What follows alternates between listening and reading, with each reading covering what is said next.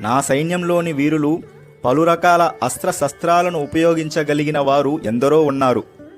సాధారణంగా ధనస్సుతో బాణాలు సంధించి యుద్ధం చేసేవారు గదాయుద్ధం చేయలేరు.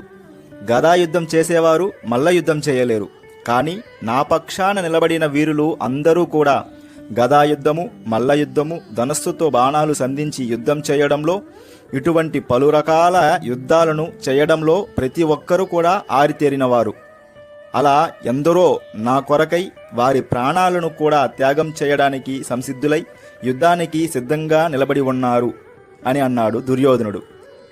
ఇలా ఎందుకన్నాడో తెలియదు, కానీ తన నోటి గుండా వచ్చిన మాట ప్రకారమే దుర్యోధని పక్షాన నిలబడిన సైనికులు అందరూ కూడా తమ తమ ప్రాణాలను వదిలారు, ఒక్క దుర్యోధని స్వార్థం కోసం.